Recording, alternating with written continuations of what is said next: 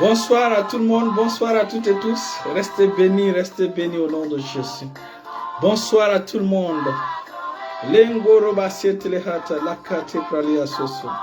Merci Seigneur pour ce direct. Merci pour ce direct. Gloire, élévation, louange à toi au nom puissant de Jésus. Père Céleste, merci pour les transformations, merci pour les guérisons, merci pour ta parole qui viendra avec puissance pour nous transfigurer au nom de Jésus.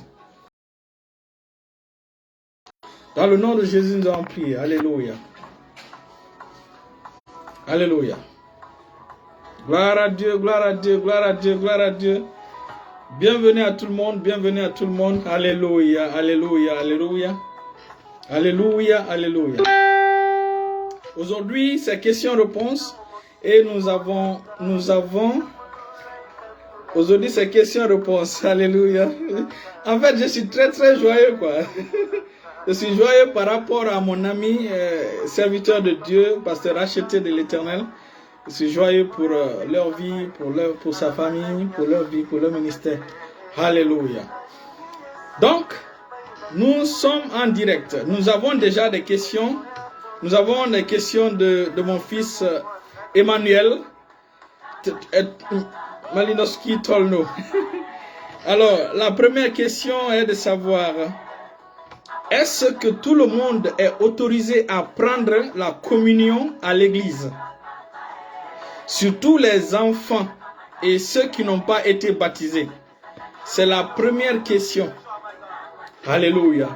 Alléluia. Et la deuxième question, est-ce qu'une personne qui a reçu Jésus-Christ comme Seigneur et Sauveur et qui est tombée dans le péché peut-il être utilisé par Dieu pour opérer des miracles? Donc voici les deux questions posées aujourd'hui. Alléluia. Alléluia. Gloire à Dieu. Et donc, sans plus tarder, nous allons répondre rapidement à ces questions. Alléluia, alléluia, alléluia. Et avant la fin de ce direct, je vais annoncer des choses que l'école de la foi doit faire. Alléluia. Voilà. Je vais donner une information pour tous les membres de l'école de la foi et aussi aux responsables de l'école de la foi à travers le monde. Alléluia. Et donc, bienvenue ma fille Gladys depuis la Martinique. Alléluia. Donc, la première question, est-ce que tout le monde est autorisé à prendre la communion à l'église? Surtout les enfants et ceux qui n'ont pas été baptisés. Donc, la question, en réalité, la réponse est oui. Tout le monde peut prendre la Sainte Seine. Tout le monde peut prendre la Sainte Seine. La condition primaire pour prendre la Sainte Seine, c'est de recevoir Jésus comme Sauveur Seigneur. Dès que tu es enfant de Dieu, tu es né de nouveau, tu es habilité à prendre la Sainte Seine. Vous savez, la Sainte Seine, c'est le repas du Seigneur. C'est le repas du Seigneur pour ses enfants. La Sainte Seine est un mystère. La Sainte Seine, c'est une nourriture céleste pour des enfants célestes, pour des fils célestes. La Sainte Seine, c'est le repas de notre Sauveur. Et vous-même, vous savez, quand on dit le repas de papa, le repas de tel, vous voyez, le repas du Seigneur, c'est vraiment important. C'est comme l'institution du mariage. Voici les deux institutions que l'Éternel a établies. On va le dire ainsi. Il y a des rites. Voilà. Et bon, nous allons parler de ça plus tard. Mais donc, la Sainte Seine, c'est une nourriture spirituelle pour un peuple spirituel. C'est un repas qui vient d'en haut. Et ce repas-là est important. Donc, la Sainte Seine a été ordonnée par l'Éternel pour faire cela en mémoire de lui, en souvenir de lui. Donc, la Sainte Seine a des mystères. La Sainte Seine a des mystères. Mais dans certaines églises, je vais vous donner tout à l'heure les versets qui prouvent que tout le monde doit participer à la Sainte Seine.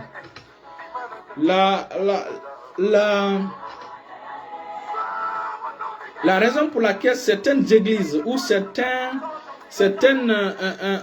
dénominations refusent de donner aux nouveaux chrétiens, aux enfants, aux non baptisés, c'est parce que tout simplement, ils veulent que les gens prennent au sérieux le repas du Seigneur.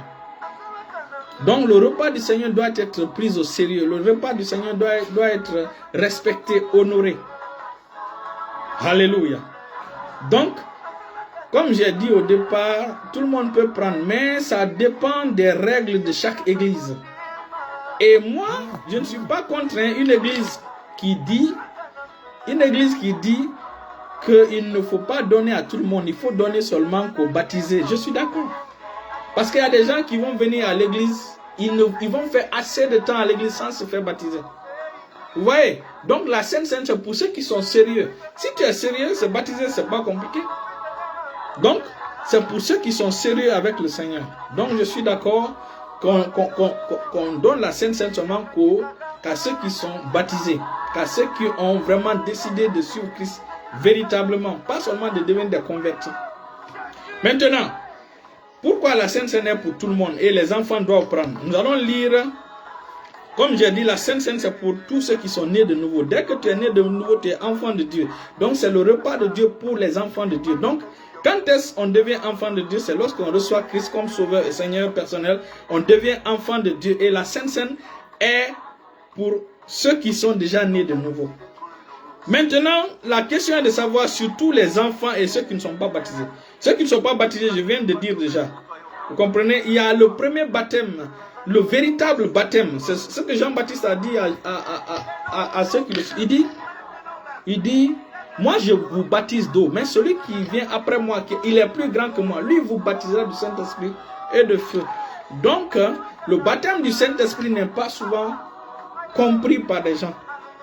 Mais il faut comprendre ceci, la nouvelle naissance est un baptême. La nouvelle naissance est un baptême. Parce que naître de nouveau, c'est de te baptiser en Christ. C'est-à-dire, on te plonge en Christ, on t'immerge en Christ. C'est ça la nouvelle naissance. C'est pourquoi vous allez voir cette expression, celui qui est en Christ. En Christ, donc, on t'a immergé en Christ. C'est pourquoi la nouvelle naissance est un baptême. Donc, dès que tu reçois Christ, tu as la capacité, tu es autorisé, tu es qualifié à prendre la Sainte Seine. Maintenant, pour les enfants, nous allons aller dans 1 Corinthiens chapitre 7. 1 Corinthiens chapitre 7. Et nous allons lire 1 Corinthiens chapitre 7 à partir du verset. Normalement, c'est du verset 12 au verset 40. Mais ce qui nous intéresse, c'est le verset 13 et 14. Mais il faut qu'on vous dise ceci. Il faut qu'on vous dise ceci. 1 Corinthiens chapitre 7. Le verset 12 à 40. L'apôtre Paul dit clairement qu'ici, il dit aux autres, verset 12, il dit aux autres, ce n'est pas le Seigneur, c'est moi qui dis. Si un frère a une femme non croyante et qu'elle consente à habiter avec lui, qu'il ne la répudie point. Vous voyez? Donc, ce qui est de 12 jusqu'à 40, 1 Corinthiens chapitre 7, de verset 12 jusqu'à 40, ça c'est l'avis de l'apôtre Paul. Mais nous savons que l'apôtre Paul est rempli du Saint-Esprit. Ce qu'il va dire comme conseil n'est pas fortuit. C'est puissant. Donc, quand on lit ce passage-là, il faut que nous ayons cela comme arrière-plan. Et deuxièmement, c'est l'avis de diacre, de l'apôtre Paul. C'est l'avis de l'apôtre Paul. Cet avis de l'apôtre Paul doit être compris. Cet avis doit être compris spirituellement. Qu'est-ce que je veux dire? Bonsoir ma fille Madeleine le dit. Bienvenue. Alléluia, bienvenue. Ma fille Madeleine, vous pouvez partager le direct à mon ami et serviteur de Dieu, pasteur racheté de l'Éternel. Alléluia. Donc, l'apôtre Paul écrivait ce passage-là dans un contexte que nous devons comprendre. Il écrivait ce passage dans un contexte que nous devons comprendre. C'est pourquoi ce passage-là, avant de lire ces passages-là, il faut comprendre la première des choses, c'est que quand l'apôtre Paul parle des veuves, c'est-à-dire que dans ce passage-là, il faut comprendre qu'à leur époque, on tuait les chrétiens. Les chrétiens étaient persécutés, beaucoup de chrétiens mouraient, surtout les hommes. Surtout les hommes mouraient. Et c'est pourquoi il y avait beaucoup de veuves. Ça, c'est un. Deuxièmement, l'apôtre Paul était un célibataire. L'apôtre Paul n'était pas marié. Donc, il donnera un avis selon sa vision de la chose. Donc, il va plutôt donner une priorité sur ce qu'on appelle le célibat. Malgré qu'il peut encourager les vierges à se marier. Mais il préférait leur dire de ne pas se marier, ce qui est mieux. Pourquoi? Parce que lui, il était célibataire. Deuxièmement, on tuait. En fait, les hommes étaient tués. Et regardez ce qu'on a fait aux frères de l'apôtre Jean. L'apôtre Jacques, on l'a décapité. Donc, Étienne, on l'a lapidé. On n'a jamais lapidé une femme. Je parle de l'acte des apôtres. Vous ne verrez pas l'histoire. C'est vrai qu'avec au premier siècle, au deuxième siècle, les femmes ont été lapidées, les femmes ont été tuées, des femmes, on mettait des femmes sur des chaises brûlantes, on les jetait dans le feu. Mais dans le temps de l'acte des apôtres, les hommes étaient beaucoup plus persécutés, beaucoup plus amenés à la mort à cause de leur engagement pour le Seigneur. C'est dans ces conditions que l'apôtre Paul n'encourage pas les vierges à se marier, parce que tu vas te marier 2 mois, 2 ans, 4 ans après, on tue ton mari, donc tu restes veuve. C'est pourquoi il y avait beaucoup de veuves. Donc c'est dans ce contexte-là que l'apôtre Paul, c'est pourquoi si vous ne comprenez pas l'arrière-plan des épîtres, vous n'allez pas mieux comprendre l'idée de l'apôtre Paul. Donc la première des choses, c'est son avis, et il est rempli du Saint-Esprit, il nous donnera quelque chose vraiment inspiré. Deuxièmement, à l'époque, les chrétiens étaient persécutés, donc on les tuait. Donc, si quelqu'un se mariait, le mariage ne durait pas. Généralement, ça ne durait pas. Voilà pourquoi il dit, pourquoi alors pourquoi se marier? Donc, quand vous lisez, vous allez comprendre qu'il préfère que les gens restent vierges. Les gens ne se marient pas. Comme lui. Mais c'était pas une loi pour les interdire de se marier. C'était son avis à lui. Troisièmement, pour lui, le Seigneur allait venir à son temps. Le Seigneur allait venir à son temps. Pendant le Seigneur allait venir. C'est pourquoi quand tu vois, tu vas voir, nous qui sommes vivants, nous serons enlevés. Nous allons changer de corps, nous serons enlevés. Donc, il faut comprendre les écrits de Paul avec son arrière-plan, sa compréhension. Donc, à son temps, lisez seulement la Bible, vous allez voir, il y a beaucoup de veuves, beaucoup de veuves. Beaucoup de veuves. Pourquoi? Parce qu'on les a tués leur mari. Et la plupart des veuves étaient des jeunes veuves. C'est pourquoi vous verrez en 1 Timothée, lisons 1 Timothée chapitre 5, on parle des jeunes veuves là-bas. Et les veuves devaient être prises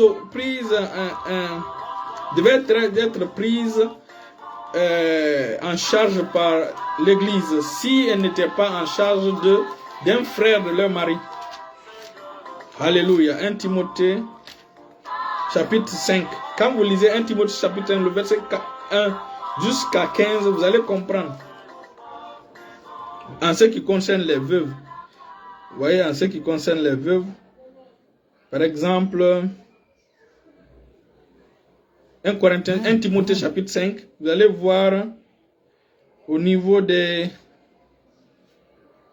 verset 11. Il dit, mais refuse les jeunes veuves, car lorsque la volupté les détache du Christ, elles veulent se marier. Vous voyez? Elles veulent se marier et se rendent coupables en ce qu'elles violent leur premier engagement. Vous voyez? Donc, par exemple, quand une femme, une veuve, une fille perdait son mari, alléluia, bienvenue ma fille Madeleine, pour ma fille, il faudra m'appeler. il y a quelque chose que je dois vous dire. Il y a quelque chose que je dois vous dire. Le Seigneur a besoin de votre soutien. Il y a quelque chose que je dois vous dire. Donc, il faudra m'appeler en privé. Il y a quelque chose que le Seigneur a mis dans mon cœur de vous dire, de vous demander. Restez bénis au nom de Jésus. Donc les jeunes veuves là, l'apôtre Paul les disait quoi? Que mais refuse les jeunes veuves, car lorsque la volupté les détache du Christ, elles veulent se marier et se rendent coupables en ce qu'elles violent leur premier engagement. Avec cela, étant oisives, elles apprennent à aller de maison en maison, et non seulement elles sont oisives, mais encore causeuses et intrigantes, disant ce qu'elles ne faut pas dire. Vous voyez? Donc les jeunes veuves, il y avait plusieurs jeunes veuves dans l'église, plusieurs jeunes veuves, qui avaient perdu leur mari très tôt. Donc l'apôtre Paul conseillait les gens pour ne pas se marier. Il encourageait les gens de rester vierges, sans se marier comme lui. Mais il ne les interdisait pas de se marier. Il dit, celui qui se marie fait bien. Mais celui qui reste sans se marier fait mieux. C'est à cause de ce contexte-là. Donc c'est dans ce contexte-là, il a écrit 1 Corinthiens chapitre 7, le verset 12 à 40. C'est pourquoi beaucoup de personnes ne comprennent pas. Et il y a des passages difficiles dans cette partie qui troublent beaucoup de chrétiens. Donc je pense qu'avec cet arrière-plan, vous allez pouvoir comprendre. Donc nous revenons maintenant dans le cas des enfants. Est-ce que les enfants, surtout les enfants, peuvent prendre la Sainte Seine et les non-baptisés? Les non-baptisés, on a déjà réglé. La Sainte Seine, c'est pour ceux qui sont nés de nouveau, qui sont enfants de Dieu.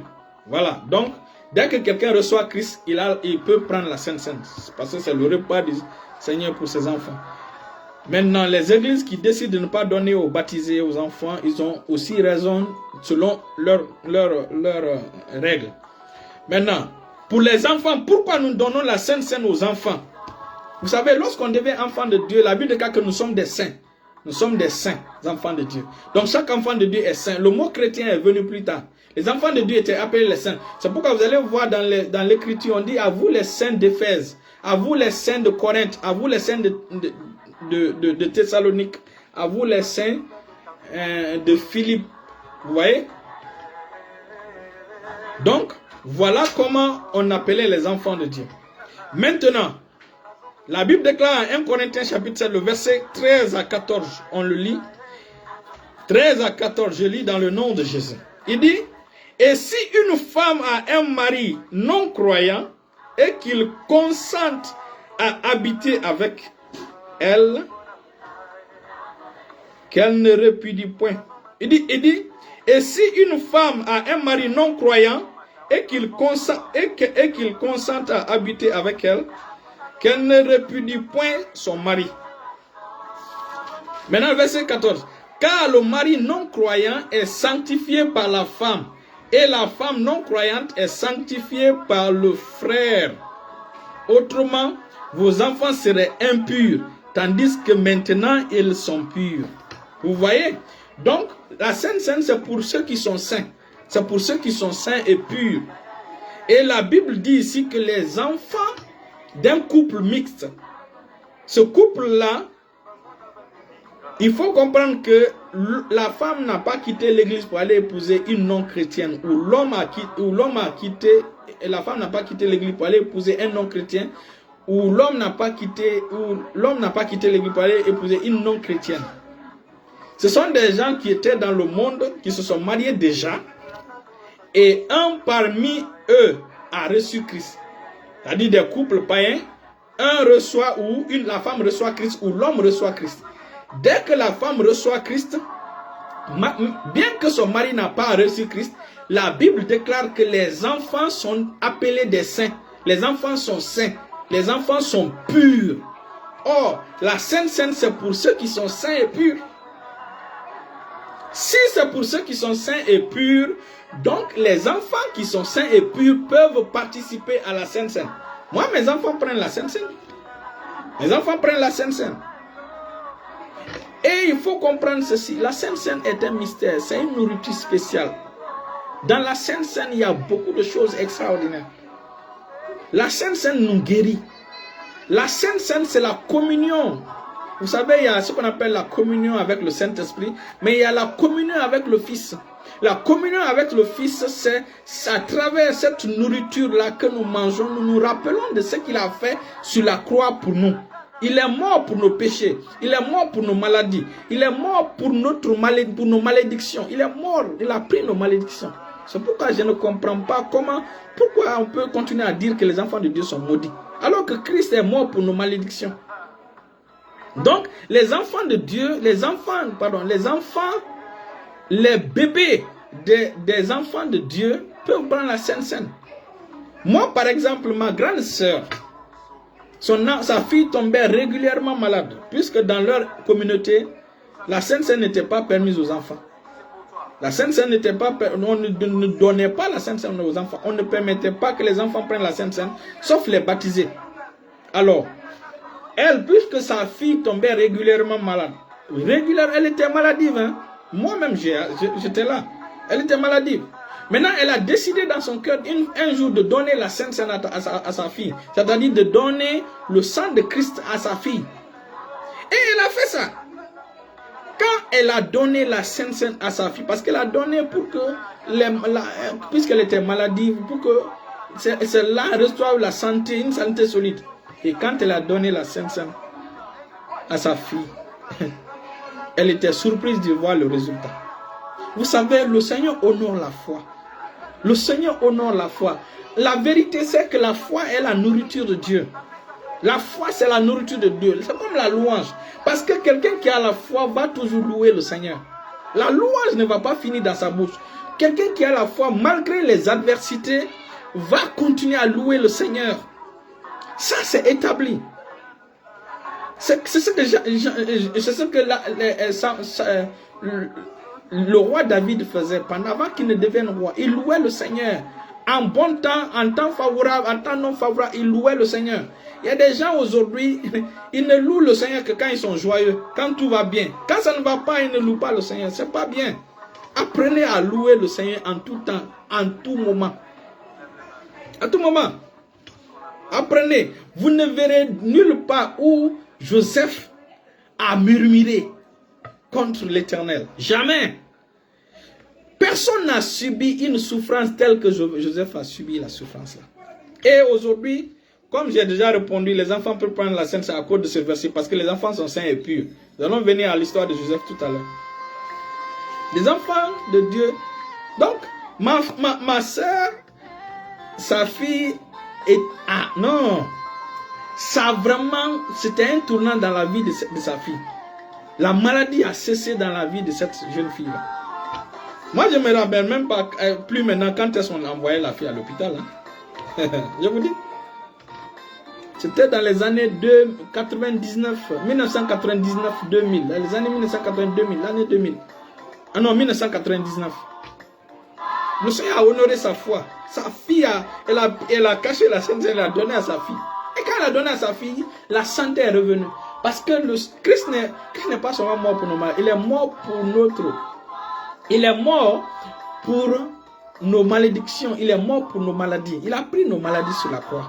Christ a pris nos maladies sur la croix. C'est pourquoi la maladie, n'acceptez pas la maladie dans votre corps. Refusez carrément. Moi, j'ai décidé de refuser la maladie. Quand la maladie vient, je chasse. Quand les symptômes se présentent, je chasse les symptômes. Je ne les reçois pas. Hein. Ce sont des choses avec lesquelles il ne faut même pas négocier. Il faut même pas négocier avec eux. Il faut les chasser. Il faut les chasser.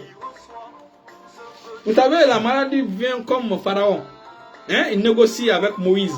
Ah, faites ça après. Allez-y, vous laissez vos enfants derrière vous et vos bétails.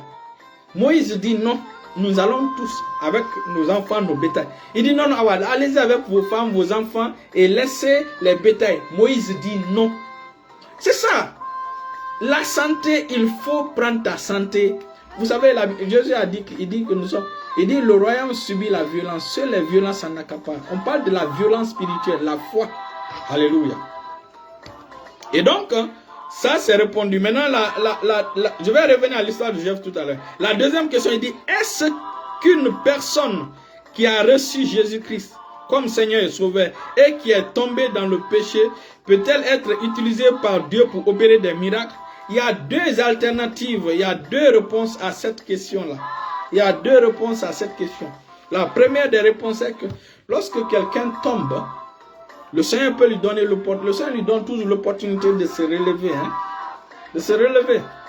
Parce que tant que toi, tu ne dis pas merde au Seigneur, tu ne dis pas Jésus, je m'en fous de toi, là, c'est difficile. Là, tu tiens toujours la main de Jésus. Le Seigneur ne va pas te laisser. Le Seigneur ne va pas te laisser. Le Seigneur va t'aider. Le Saint-Esprit va t'aider à vaincre ce péché-là. Vous savez, notre Dieu n'est pas pessimiste. Notre Dieu a la foi que la personne va, un moment viendra, la personne va marcher dans la droiture. La personne va marcher. C'est pourquoi même les gens qui sont dans le monde, malgré qu'on les prêche l'évangile, ils refusent. Dieu cherche toujours d'autres occasions afin qu'on les reprêche. Vous allez voir quelqu'un qui refuse Christ 10 fois. C'est 11e fois maintenant il reçoit Christ. Ou il refuse Christ 100 fois. C'est la 101e fois qu'il va recevoir Christ. Dieu est comme ça, Dieu a la foi. Dieu sait que les gens peuvent changer. Les gens peuvent changer. La seule personne qui ne peut pas changer, son jugement est venu depuis la cour exécutive de Dieu, c'est Satan. Peu importe, Satan, c'est fini. Et tous ceux qui ont chuté avec Satan, tous les esprits qui ont chuté avec Satan.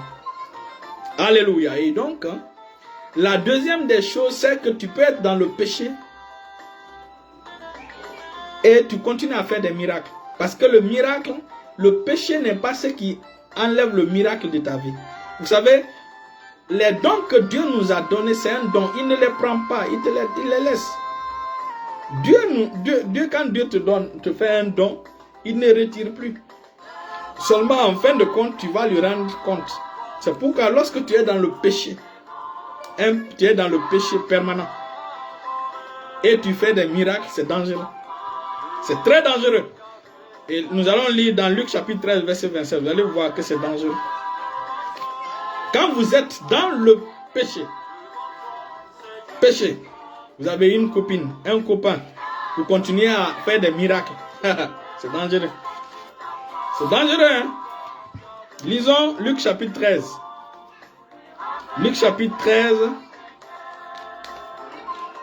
Alléluia, alléluia. Luc chapitre 13. À partir du verset 27. Je lis dans le nom de Jésus. Luc chapitre 13 à partir du verset 27. Pour t'adorer. Verset 27. Luc chapitre 13 verset 27. Ma fille publie. Alors, verset 27. Il dit, alors verset 26. Alors vous vous mettrez à dire, nous avons mangé et bu avec toi, et tu as enseigné dans nos rues. Et il répondra, je vous le dis, je ne sais d'où vous êtes, retirez-vous de moi, vous tous ouvriers d'iniquité. Vous tous ouvriers d'iniquité. Allons-y dans Matthieu chapitre 7, le verset 23. Matthieu chapitre 7, le verset 23. Dans Matthieu chapitre 7, le verset 23, à partir du verset, Matthieu chapitre 7, à partir du verset 21, il dit, ceux qui me disent Seigneur, Seigneur, n'entreront pas tous dans le royaume des cieux, mais celui-là seul qui fait la volonté de mon Père qui est dans les cieux. Verset 22. Plusieurs me diront en ce jour-là, Seigneur, Seigneur, n'avons-nous pas prophétisé en ton nom? N'avons-nous pas chassé les démons par ton nom? N'avons-nous pas fait beaucoup de miracles par ton nom? Alors je leur dirai ouvertement, je ne vous ai jamais connu. Retirez-vous de moi, vous qui commettez l'iniquité. Ça, c'est pas moi qui le dis, c'est le Seigneur qui le dit. Il dit, c'est pourquoi quiconque entend ces paroles que je dis et les met en pratique sera semblant à un homme prudent qui a bâti sa maison sur le roc qui est Jésus. Le roc, c'est Jésus, et Jésus, c'est la sainteté. Jésus, c'est la justice. Donc, chacun doit bâtir sa vie sur Christ, sur la sainteté, sur la pureté. C'est ce qu'on est en train de dire. Si tu ne bâtis pas ta vie, tu ne bâtis pas ton ministère sur Christ. Si ton ministère n'est pas fondé sur Christ, si ton ministère n'est pas fondé sur la justice, la sainteté, la sanctification, tout ce que tu fais, c'est zéro. c'est 0 et 0. Vous savez, ça, le Seigneur, c'est lui qui évalue les gens. C'est pourquoi moi, ce que je souhaite, mon plus grand désir, c'est qu'à la fin, que le Seigneur me dise, bon et fidèle serviteur, entre dans le repos de ton Père. Entre dans le repos. Voici comment Jésus va honorer ceux qui l'ont honoré par leur vie. Ceux qui l'ont honoré par leur vie de sainteté et de sanctification. C'est la raison pour laquelle lorsque le péché te touche, il faut te secouer, dégager. Il faut te secouer, dégager. Et vous allez me dire, mais pasteur, il y a un péché spécifique dans ma vie qui se répète souvent. Il y a ce péché-là qui se répète souvent dans ma vie. Ce péché-là se répète souvent dans ma vie. Mon frère, ma soeur, c'est pas difficile d'enlever ce péché qui se répète souvent dans ta vie. Bienvenue, homme de Dieu, bienvenue, alléluia, bienvenue, bienvenue. Vous êtes bénis de l'Éternel au nom de Jésus. Vous êtes bénis de l'Éternel au nom de Jésus. Alléluia. Et je sais que Mommy est là. Je sais que Mommy est là. Je salue Mommy. Je salue Mommy. Alléluia. Alléluia. Alléluia. Alléluia. Mes enfants, vraiment, c'est la manière dont vous m'honorez. Honorez comme ça l'homme de Dieu, pasteur racheté de l'Éternel. Honorez sa famille, honorez sa femme comme ça. La même manière vous m'honorez, honorez l'homme de Dieu comme ça. Honorez l'homme de Dieu comme ça, au nom de Jésus, au nom puissant de Jésus. Et comme je disais tout à l'heure là, à la fin, nous allons organiser quelque chose pour vous, hommes de Dieu. Nous allons organiser quelque chose pour vous. Nous allons organiser, Dieu merci, vous êtes là, nous allons organiser quelque chose pour vous, mes enfants et moi. Nous allons organiser quelque chose pour vous. Et il faut savoir ceci, nous allons vous soutenir dans la prière. Nous allons vous soutenir dans la prière. Oui, oui. Nous allons vous soutenir dans la prière au moins, de façon dynamique, au moins pendant 2 mois. Alléluia, 2 mois. Pendant 2 mois. Il y a certains de mes enfants on a soutenu une dame là pendant un certain temps. Donc, elles savent. Donc, nous allons vous soutenir dans la prière, des prières solides, des prières solides. Parce que lorsque vous commencez la vie, c'est comme la voiture, c'est comme la vie chrétienne. Le départ a besoin de la première vitesse. La première vitesse, même les camions, c'est comme ça. La première vitesse est lourde et elle est forte. Pourquoi? Parce que c'est le départ. Le départ doit être solide. Le départ doit avoir tout ce qu'il faut. Donc, c'est pourquoi mes enfants et moi, nous allons vous soutenir. Je vais informer à l'école de la foi. Il y a l'équipe qui est à Conakry, l'équipe, la sœur Gladys qui est à Martinique. Il y a la sœur qui est en Suisse. Il y a d'autres aussi au Cameroun, par-ci, par-là. Que on va vous soutenir. On va vous soutenir spécifiquement, spécialement. En fait, c'est ce que le Seigneur a mis dans mon cœur pour vous. Pour vous. Alléluia. Restez bénis au nom de Jésus. Alors, comme je disais, et nous n'allons pas durer, dans peut-être 5 minutes, 7 minutes, nous allons terminer. Alors, il faut comprendre ceci. Lorsque il y a un péché qui se répète souvent dans ta vie. Un péché se répète souvent dans ta vie. Il faut comprendre ceci. Pour pouvoir régler ce péché-là, il faut fermer la porte par laquelle le péché vient. Il faut fermer la porte par laquelle le péché vient. Si ce péché-là vient par la télé, entrez en jeûne de télé. Si ce péché-là vient à travers un ami, vous comprenez, à travers l'amitié que tu as avec quelqu'un, cette amitié-là te met toujours dans ce péché-là, tu dois fermer cette amitié. Si c'est la musique que tu écoutes, qui te pousse à pécher, ferme la voix de la musique. C'est comme ça on se dégage des péchés répétitifs. Si c'est sur un site que tu vas, et ce site-là n'est pas bon pour toi, qui t'amène à pécher, mon frère, tu peux même renoncer à un téléphone tactile. Tu cherches, j'ai un homme de Dieu qui dit ça. Il dit, quand on parle de consécration, la consécration, c'est pas quand les occasions ne manquent pas. C'est quand les occasions sont là et tu décides de ne pas tomber là-dedans. C'est ça la consécration. La consécration, tu as la capacité d'avoir iPhone, d'avoir Nokia, d'avoir des téléphones, iPhone. Mais tu laisses ça pour ne pas tomber dans la fornication, pour ne pas tomber dans le péché. Donc, tu te débarrasses de ce téléphone-là et tu cherches un téléphone simple. Un téléphone, les téléphones d'avant, des années 60, on va dire des années 85 ou des années 2000, qui n'ont pas de tactile. Donc, là, ça te permettra de marcher dans la sainteté. Vous savez, les enfants de Dieu doivent avec le péché, il faut prendre le péché comme un ennemi, comme quelqu'un qui est venu pour te tuer. C'est la manière qu'on doit. Il ne faut pas dorloter le péché. Il ne faut jamais dorloter le péché. Avec le péché, il faut aller. C'est-à-dire qu'on appelle ça, il faut prendre comme quelqu'un qui est venu te tuer. Si quelqu'un vient te tuer, la manière dont tu te défends, c'est la même chose que tu dois faire face au péché. C'est la résolution que les enfants de Dieu doivent faire.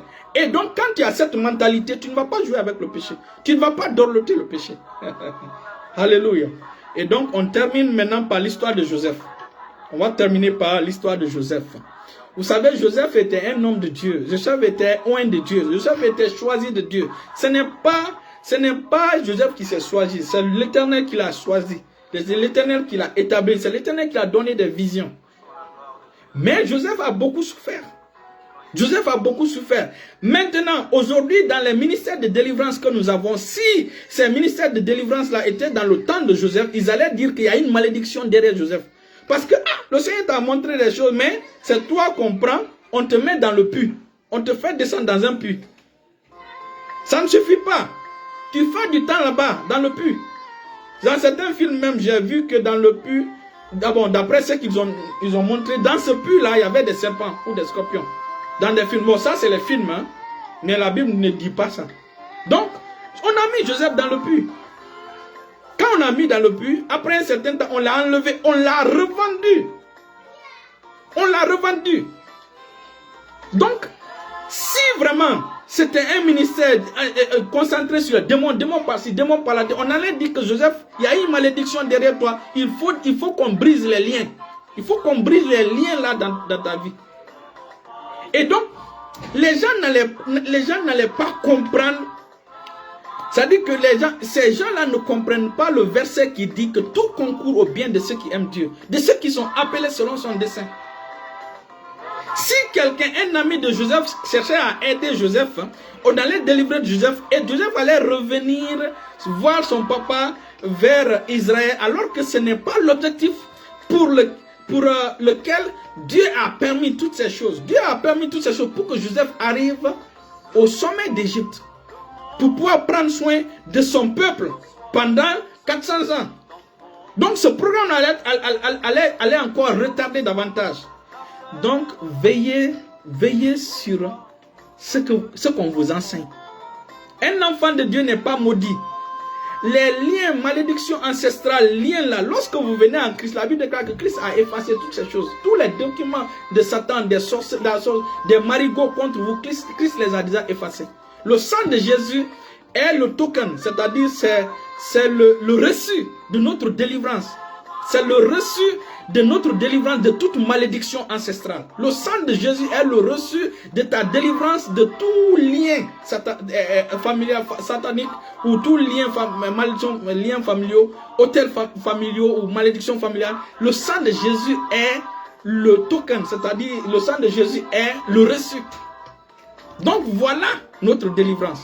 Donc, la Bible déclare que tout concourt au bien de ceux qui aiment Dieu. Il n'a pas dit quelques circonstances. Il dit toutes choses. Toutes choses. Il a dit tout. Donc Joseph comprenait que toutes choses concouraient pour son bien. Et c'est ce qu'il a dit à ses frères. Il dit c'est l'Éternel qui a permis toutes ces choses. Joseph, d'abord, on l'a d'abord kidnappé. On l'a mis dans le trou. On l'a revendu. Il est allé en tant qu'esclave en Égypte. Donc on allait dire que non, la malédiction le suit. Ensuite, il est parti travailler chez Potiphar. la femme de Potiphera a eu des regards sur lui. Et la femme a voulu, vous voyez quoi, elle a proposé des choses qui n'étaient pas bien. Et Joseph a refusé. Je vais vous dire ceci. Si vraiment, Dieu n'avait pas dit que Joseph n'avait rien fait, personne n'allait croire à Joseph. Parce que, ton habit, tout est resté là-bas, ton habit est là-bas, tout est là-bas. Donc tu es sorti presque nu. Donc il y a la preuve que tu as violé cette dame-là. Parce que la dame, on appelle ça l'évidence. Il a des preuves, des preuves de ce qu'elle avance. Mais il a fallu Dieu pour te soutenir. Il a fallu Dieu pour dire que Joseph n'a pas touché à cette femme. C'est cette femme qui a voulu plutôt violer Joseph.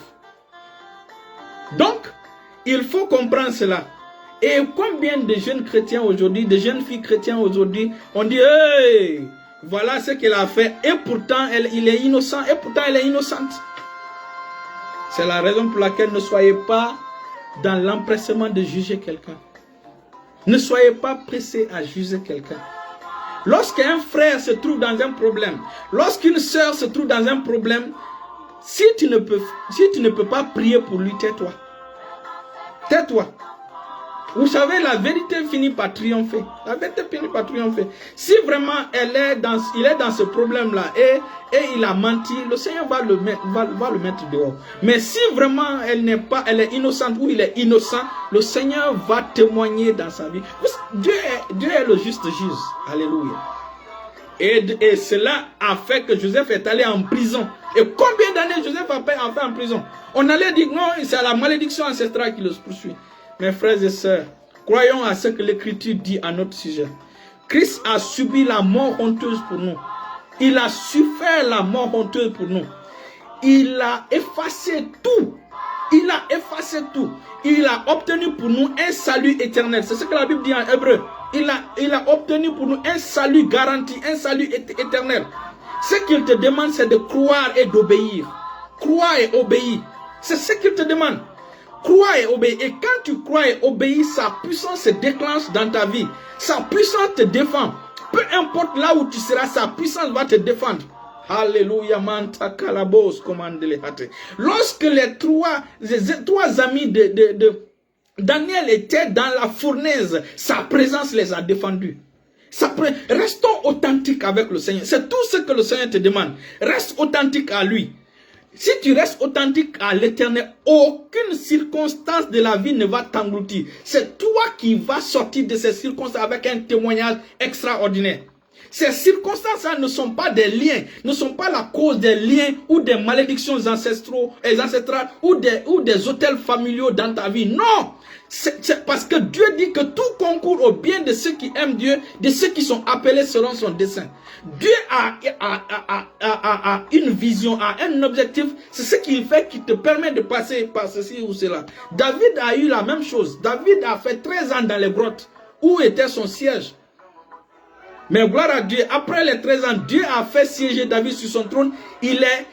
À l'époque, David était la superpuissance de l'époque. Tout le monde craignait David. Même l'Égypte craignait David.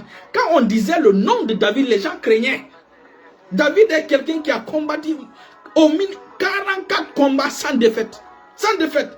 Tous ceux qui se sont attaqués à David, tous ceux qui se sont attaqués personnellement au trône de David, ou qui ont insulté David, c'est Dieu lui-même qui s'est en chargé. Tous ceux qui ont parlé contre David, c'est Dieu lui-même qui s'est en chargé. Donc, même sa propre femme, Milcal, regardez depuis la fenêtre, il n'avait pas une grande vision Vous savez, lorsqu'on regarde par la fenêtre, on ne peut pas tout voir. Et donc, quand on juge à partir de la fenêtre, notre jugement est erroné. Il a vu son mari en train de danser. Il n'a pas compris que son mari dansait à cause de l'âge qui était. Donc, il a vu seulement que son mari nu, elle n'a pas vu l'âge. Et elle a donné un jugement qu'il ne fallait pas donner. On se termine là. On se limite là. Restez bénis au nom de Jésus. Restez bénis au nom de Jésus. Restez bénis au nom de Jésus. Père Céleste, je te remercie pour la vie de ton serviteur, pasteur racheté de l'Éternel. Et je te remercie aussi pour leur mariage. Seigneur, je te confie leur foyer. Donne-leur ce qu'il faut, Seigneur. pour avancer avec toi au nom puissant de Jésus.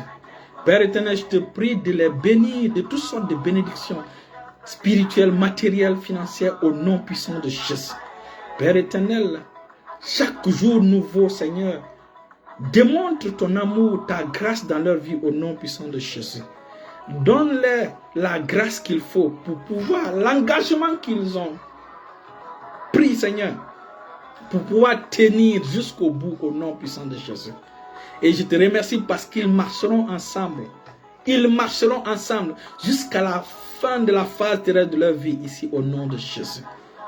Et ils se retrouveront avec toi, Seigneur, au nom puissant de Jésus. Au nom puissant de Jésus. Une vie longue et belle est votre partage au nom puissant de Jésus. Des enfants bénis, votre partage au nom de Jésus. La faveur de Dieu vous accompagnera dans cette nouvelle marche au nom de Jésus. Et le Seigneur vous soutiendra. Le Seigneur vous soutiendra. Je ne vous dis pas qu'il n'y aura pas de défis. Il y aura des défis, mais l'Éternel sera avec vous au nom puissant de Jésus. Et ces défis seront des témoignages au nom puissant de Jésus. Et le Seigneur va vous établir. Le Seigneur vous établira comme des témoins, comme des conseillers par votre vie de couple à la nouvelle génération au nom puissant de Jésus. Au nom puissant de Jésus. Au nom puissant de Jésus. Au nom puissant de Jésus. Et Seigneur, je termine par ceci. Déverse ton onction sur la vie de ton fils afin que son ministère prenne l'envol que tu veux pour son ministère au nom puissant de Jésus. Au nom puissant de Jésus. Père éternel, fais de lui, merci parce que tu l'as béni, mais fais de lui source de bénédiction. Source de bénédiction au nom puissant de Jésus. Que tous ceux qui seront en connexion avec son ministère soient frappés de cette bénédiction au nom puissant de Jésus. Au nom puissant de Jésus. Et je sais que des enfants de grâce, des enfants bénis, des enfants porteurs de bénédictions générationnelles viendront de ce couple au nom de Jésus. Au nom puissant de Jésus. Et merci Seigneur pour leur papa spirituel. Merci pour leurs parents. Merci pour la vie de leurs parents. Merci pour le témoignage de leurs parents au nom de Jésus.